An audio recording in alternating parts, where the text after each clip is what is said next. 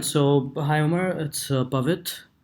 We'll have a call tomorrow, but I just thought to, you know, create a tutorial for the prototype. And if you get time, you can probably go over it beforehand and come up with your questions on tomorrow's call. So, yes, it's ashford.claytech.in. That's the subdomain, and it's currently hosted on our dev server. Uh, this is going to be the landing page. This is just a one screen page where both the vendors and the property managers would come and they would post the project and vendors would bid. Now, what you see here is you have got sign up and login. Before we proceed, I just want to tell you that the sign up should only happen for the vendor. Property manager sign up should happen from the super admin panel because every super every property manager needs to be mapped with a property, and which is why the sign up for or registration for a property manager should happen from the backend super admin.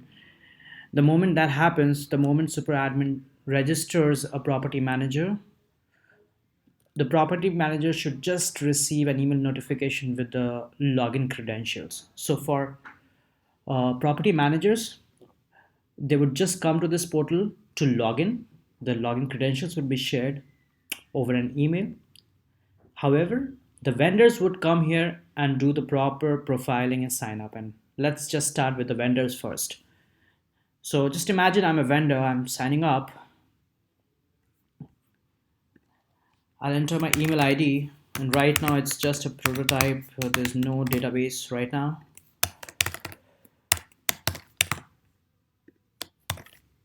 All right, just the application is trying to solicit all the basic information. I click on next, and there's a password policy in place as well.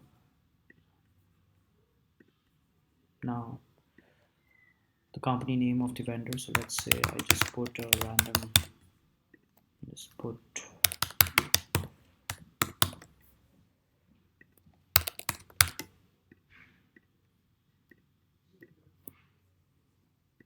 company and address details.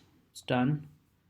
Now as a vendor, what is my coverage area? So let's say Alabama. And what are my trades?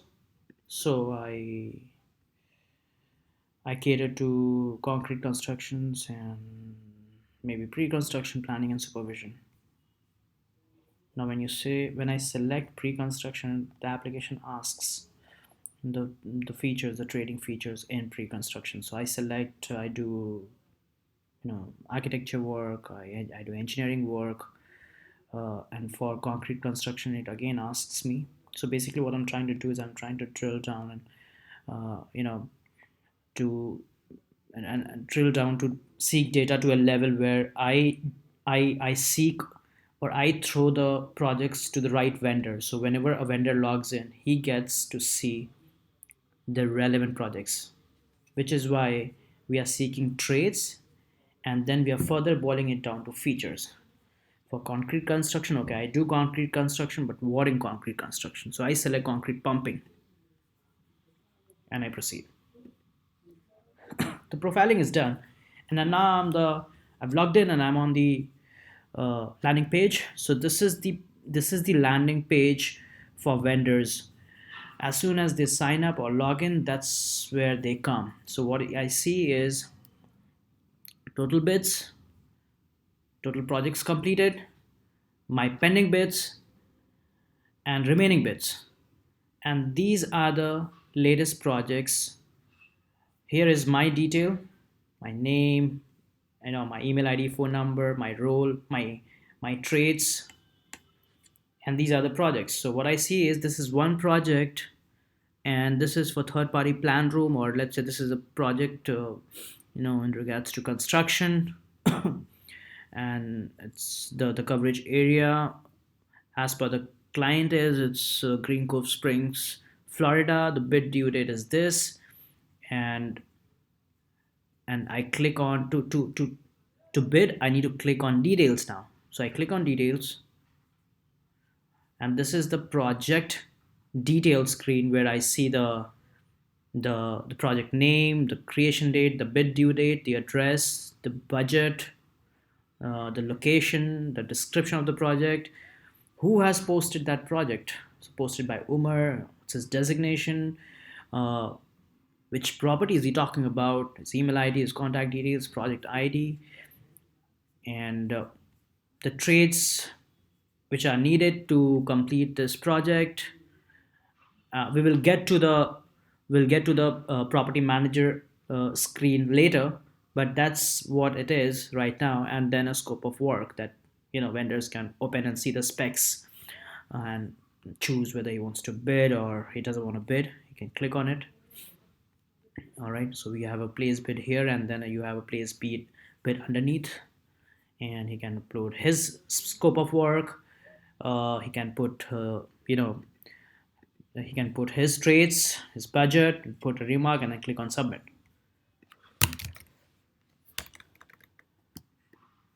Now, if he has question with respect to this particular project and he wants to clarify something before actually bidding, he can go to there's a chat screen as well. He can go to the chat screen and he can chat with the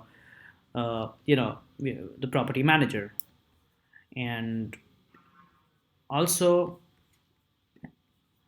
uh, there's a notification screen. So whenever a bid gets approved or rejected, a notification would happen here, and on something to that effect, that congratulations, your bid ID Ashford 4356 has been accepted by the Ashford members. Kindly check your my bids page, which is this.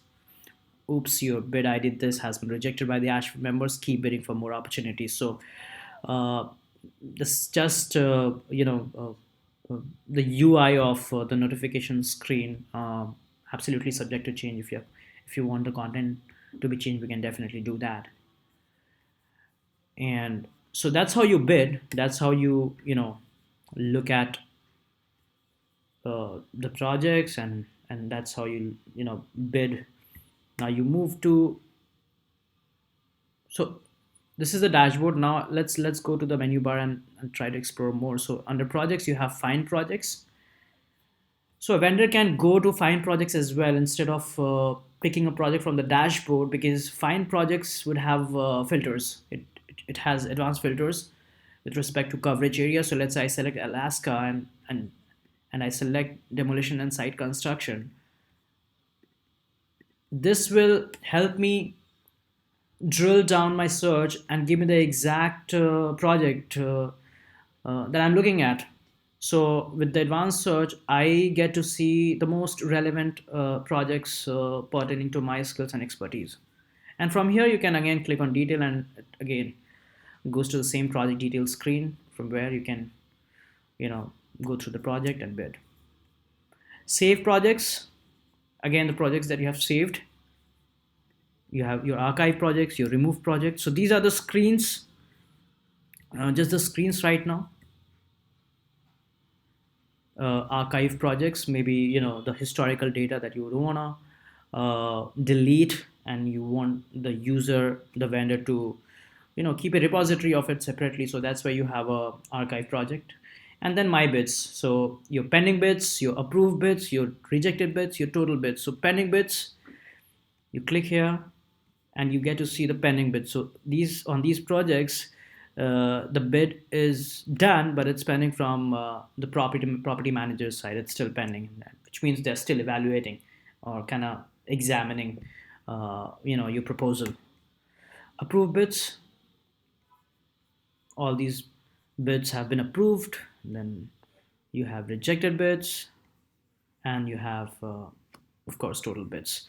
So that's about uh, that's about the functions and modules for the vendor.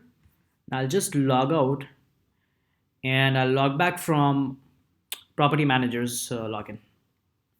Like I said, property managers would be signed up or registered by the super admin, They would just come to the login screen and they will simply log in.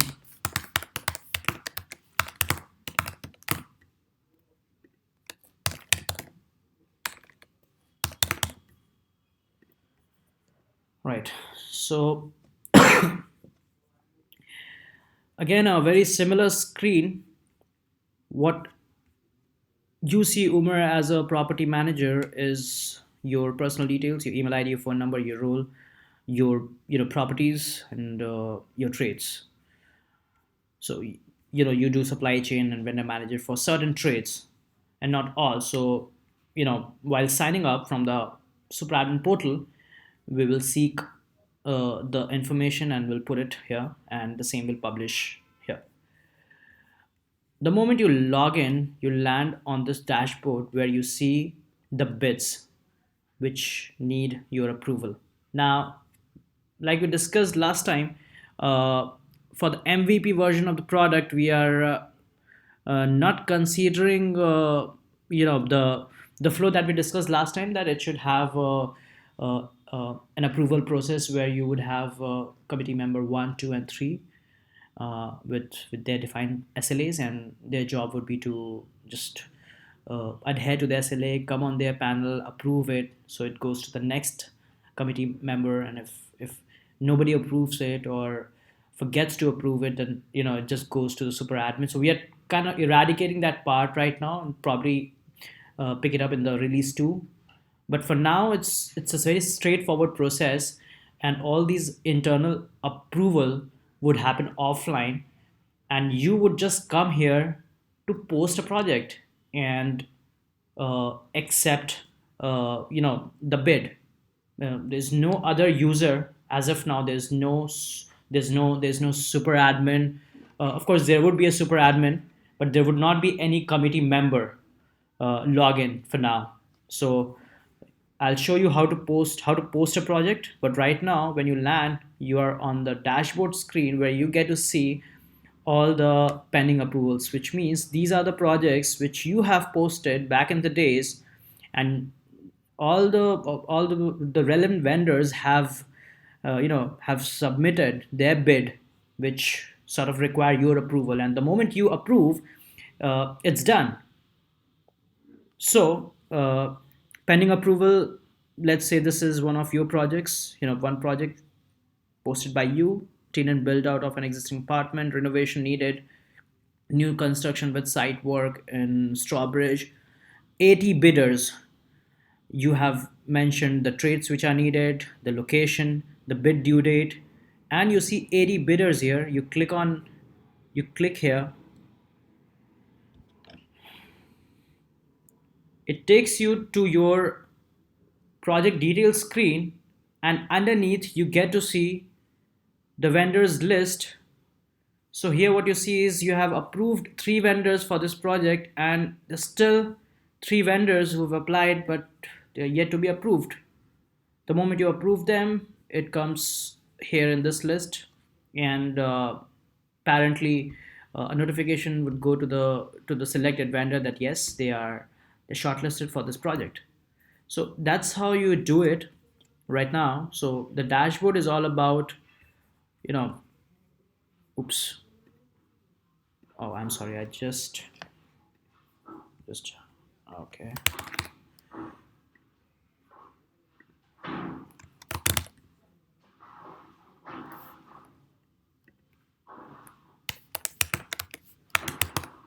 We were on the property manager screen. So the pending approvals, your personal details, total properties of Ashford, project completed, posted projects. You have posted 6 projects, 89 approvals pending. So now let's go and see how you posting a project. So post a project, you click here, you give a name,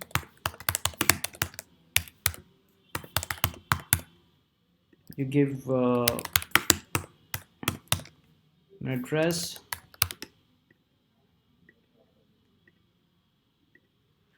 and then you give commercial construction type, is it commercial or residential, and the due date of the project, let's say 29th. Next, project type, new construction with site work, uh, estimated start date, which means when are we intending to start this project, which will obviously fall after the bid due date. So maybe we can put a validation here, which we can do at the development stage, and the completion date of the project, we can put square feet. These fields are of course subject to change, and that's the whole idea of building this prototype, that you give us the exact field name. If you find anything uh, which we are missing but very important, you can just give us the name of the field, the unit, and we will just add those fields. The current fields are based on our research and study, and we may go wrong here. Yeah, which is why we are kind of soliciting true feedback, constructive feedback from you, so we can make necessary changes at the prototype level and then take the final stuff to the development stage. So when you're posting a project, you are highlighting the traits which are needed to complete the project. So let's say pre-construction, planning, supervision, demolition, and site construction, maybe. And here you want all of this. So the moment you select all of this, vendors who have expertise in this trade and in these features would get notified with this bid. I click on next. You put a spec maybe, or a scope of work, and yeah, and then you put the description, uh, anything which you think is important and needs to be highlighted, you can put in the description page, and then you can click on post. And that's how you post. Right now, you all you see is the figures, you six the counts. But at the development stage, we will hyperlink these counts. So when you click on number 6, it will take you to the posted project section directly. Now, posted project is done. You would also have these features, the notification and chat. You can also chat with your vendors. Now coming to bid, you see pending bids and approved bids. So pending bids would show the list of all the projects where you have bidders, but you are yet to assess them and action them, approve them, or reject them, or whatever. And then you have approved bids, and then you have total bids. So again, the total bids, total projects. Sorry, total projects would have the list of all the projects that you have posted over the years, over the months, and that would have the details of the project, the bidders who have worked on the project. So everything would come under total project, and approved bids would have the project list which you have approved, and pending bids is a section which require your action. You'll have to approve them and onboard the vendors for the project. So that's about it. That's pretty much about it. And we would look forward to hear from you in tomorrow's call, and let's have a discussion. We can go over this one more time, and if you understand this through this video tutorial, then we can quickly jump on the question and answer session tomorrow, and we'd love to solicit feedback from you. Thank you so much.